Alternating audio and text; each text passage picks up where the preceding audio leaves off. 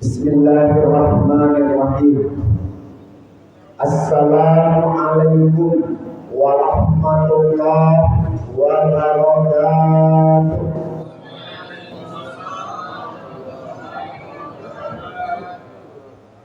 Lalu jombo ya malu. Bu, kan lagi siap-siap ya. Alhamdulillah, semoga tetap semangat. Walaupun doa terakhir di ujung itu, insya Allah tetap istiqomah. Alhamdulillah, Alhamdulillahirabbil alamin. Assalatu wassalamu ala asrafil anbiya'i wal mursalin wa ala alihi wa sahbihi rasulillahi ajma'in. Asyhadu an la ilaha illallah wahdahu la syarika lahu wa asyhadu anna Muhammadan abduhu wa rasuluh sallallahu alaihi wasallam la nabiyya ba'dahu. Allahumma shalli wa sallim ala sayyidina Muhammadin wa ala alihi wa sahbihi wasallam ajma'in. Bapak dan Ibu, untuk beberapa waktu ke depan dalam waktu yang sangat terbatas ini, kita akan coba untuk melaksanakan taklim ini. Insya Allah ini nanti akan bisa menjadi bahan bagi kita pertemuan dan mungkin bisa kita jadikan bekal. Kita bersyukur kepada Allah malam ini, baik dalam kondisi lapang maupun dalam kondisi sempit, baik dalam sedang bermasalah dengan pribadi kita, dengan keluarga kita, dengan tetangga kita, dengan rekan sekerja, ataupun sekarang sedang baik-baik saja. Mari kita tetap bersyukur kepada Allah, karena senantiasa apapun kondisi dan keadaan kita, kewajiban kita bersyukur tidak bisa ditahan atau tidak bisa ditawar-tawar, karena syukur itu hukumnya wajib dalam keadaan apapun. Bahkan dalam keadaan sakit pun kita tetap bersyukur kepada Allah. Apa yang kita syukuri? Bukan keadaan sakit yang kita syukuri, bukan keadaan kita sedang menjadi kesulitan kita syukuri, tapi kita syukuri adalah Allah masih diberi di Allah kesempatan, masih diberi di Allah kesempatan untuk bisa membenahi diri. Kok sulit awal akan itu adalah peringatan. Kok sedang dilanda musibah awal anggap itu sebagai ujian untuk meningkatkan keimanan awal kepada Allah Subhanahu wa Ta'ala. Kemudian salawat dan salam tidak lupa kita hadiahkan kepada Nabi besar kita Muhammad sallallahu alaihi wasallam. Bapak dan Ibu, di penghujung Ramadan yang tersisa ini, sahabat Rasulullah sallallahu alaihi wasallam itu biasanya bersama Rasulullah selalu banyak bersama-sama di masjid. Di masjid ini pada saat penghujung Ramadan itu aktivitas sahabat bersama atau bersama Rasulullah SAW semakin meningkat. Bahkan tidak hanya di siang hari, di malam-malamnya, intikaf dan lain sebagainya. Nah, sahabat di penghujung Ramadan ini merasa bersedih karena akan meninggalkan Ramadan yang luar biasa. Ramadan yang di dalamnya penuh rahmat, Ramadan di dalamnya penuh maghfirah, penuh ampunan, banyak keutamaan yang didapatkan. Toh beberapa hari lagi akan kita tinggalkan. Bapak dan Ibu, tentunya tujuan puasa yang sudah dipikirkan Allah dalam surat Al-Baqarah 183, la'allakum tattaqun, itu adalah sebuah cita-cita. Bahwasanya dari awal Ramadan masuk sampai nanti ketika kita bisa tuntaskan, satu cita-cita kita adalah tattaqun. Tetapi ingat Bapak dan Ibu, bahasanya di situ adalah la'alla. Apa itu la'alla? Mudah-mudahan, semoga. Artinya apa Bapak dan Ibu? Adakah orang yang tidak mendapatkan takwa itu? Ada. Adakah orang yang tidak berhasil sukses di Ramadan ini? Ada. Makanya bahasanya tidak jaminan, tetapi la'alla.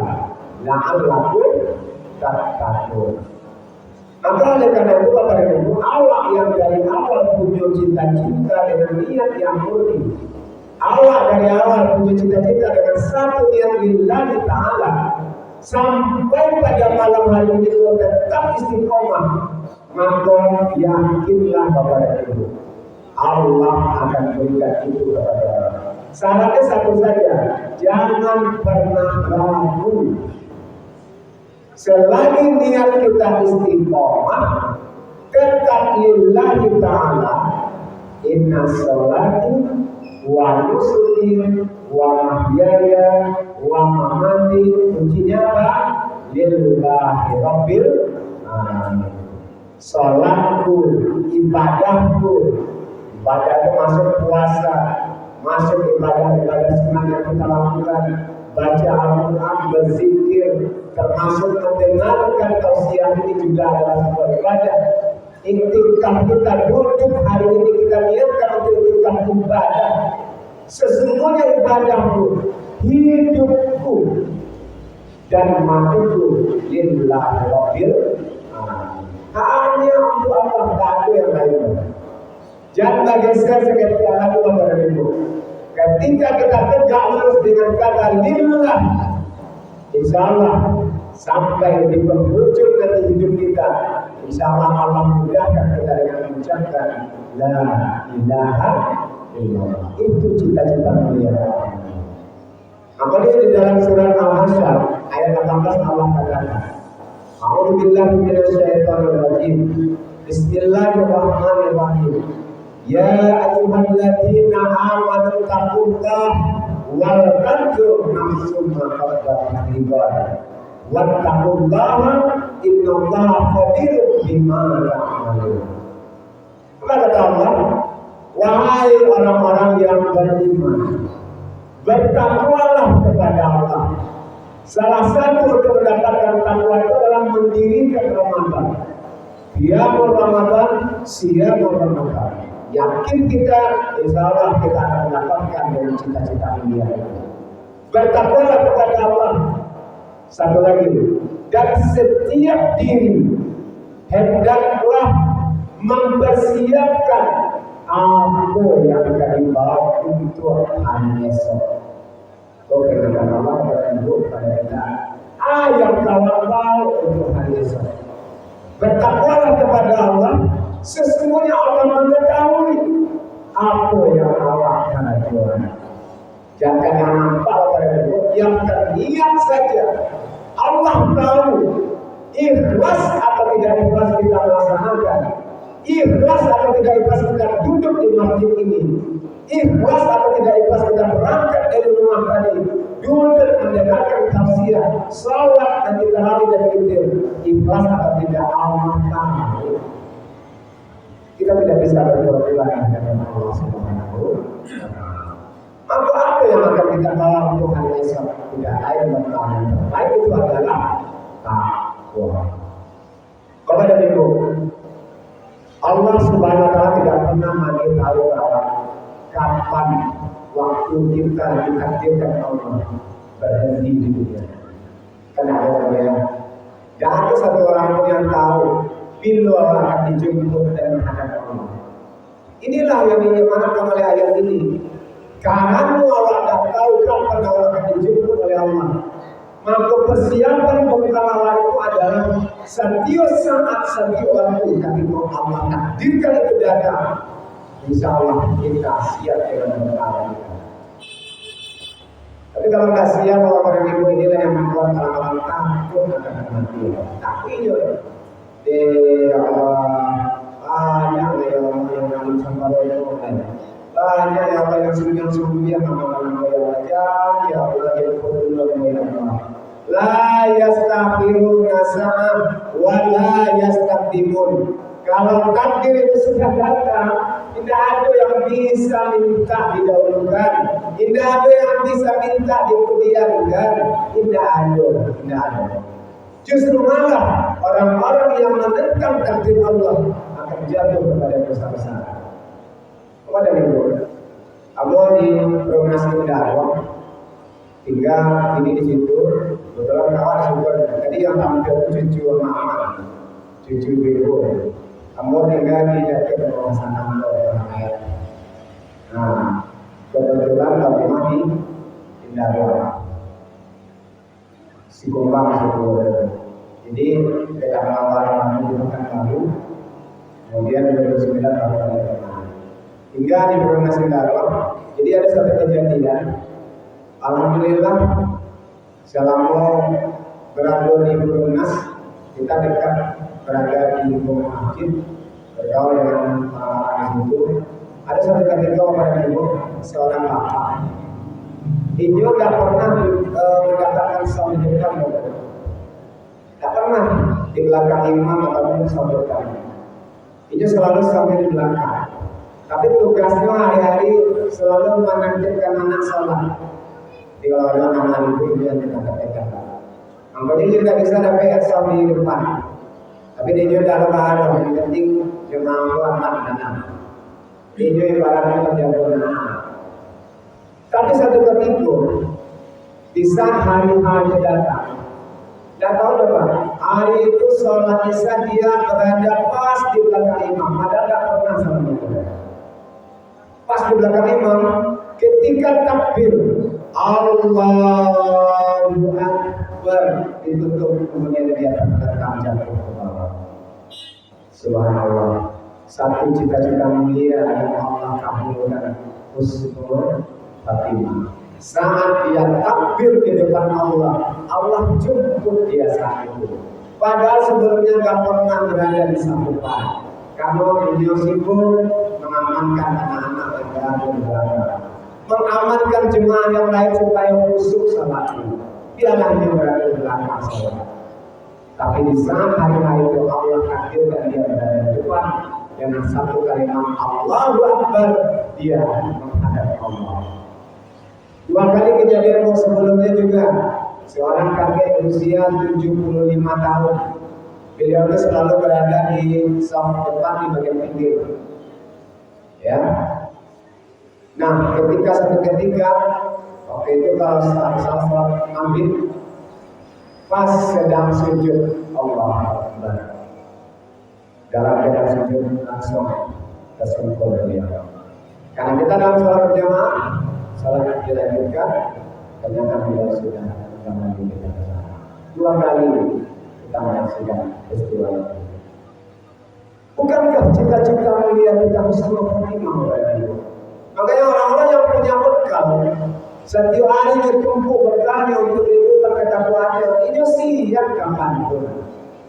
Meskipun tidak di masjid dia meninggal, meskipun tidak sedang membaca Al-Quran, meskipun tidak berzikir, mungkin dalam keadaan terbaring di rumah, mungkin dalam keadaan sakit di rumah sakit, tetapi cita-cita kita adalah ketika kita berusia satu kalimat yang harus menjadi penutup kita adalah La ilaha illallah. Dan ini tidak akan didapatkan oleh orang-orang yang hatinya berpenyakit. Kalau ada kesombongan di hati dia sulit. Kalau ada kedengkian di hati dia sulit. Kalau ada rasa amarah yang berlebihan, rasa dengki, rasa iri, rasa dendam, berkesumat, sulit kepada kita. Apalagi mulut dan lidah kita sering menyakiti hati orang lain.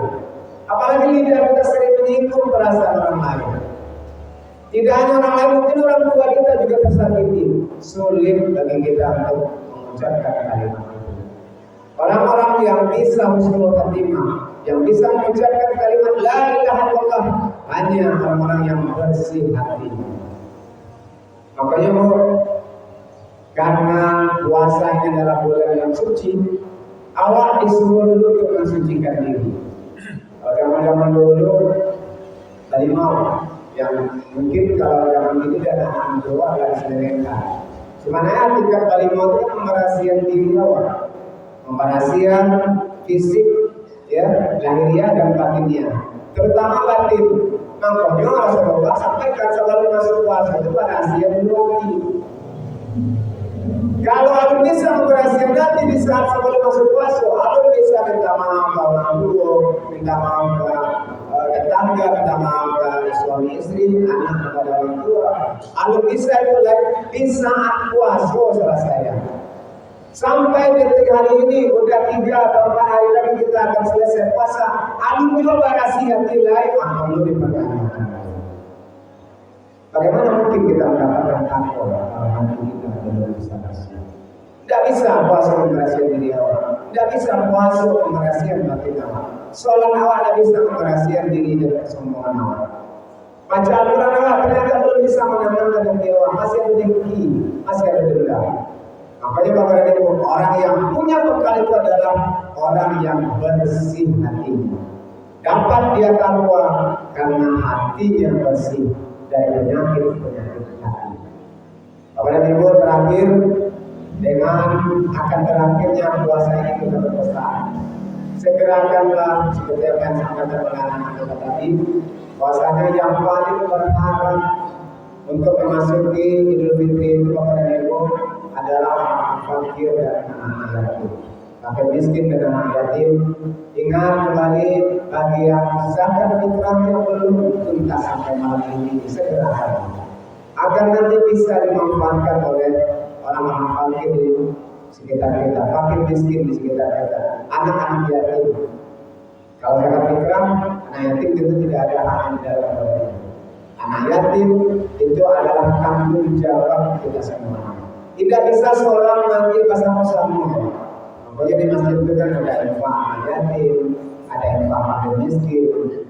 Inilah tujuan orang. Artinya apa? Itu juga dalam rangka membersihkan diri dan harta kita.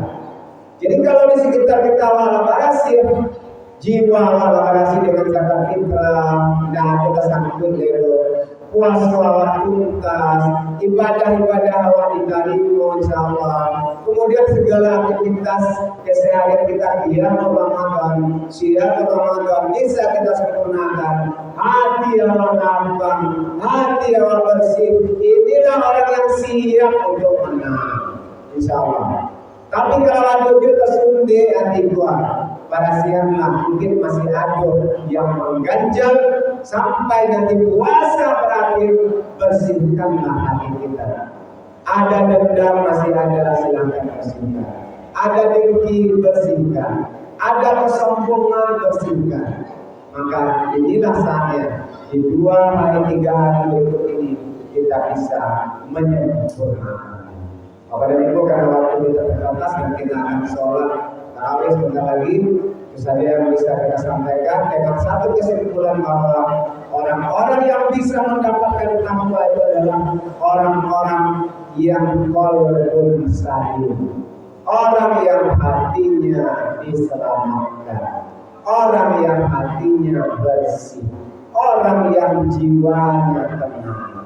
Inilah dipanggil oleh Allah. Ya ayyuhan nasul mutmainnah, irji'i ila rabbiki radiyatan mardiyah, fadkhuli fi ibadi wadkhuli jannati. Hai jiwa yang tenang, hai jiwa yang bersih, hai hati-hati yang bersih, masuklah ke dalam jemaah golongan hamba-hambaku, masuklah ke dalam surga. Insyaallah takwa kita dapatkan. Maka ya kita bisa langsung. Assalamualaikum warahmatullahi wabarakatuh.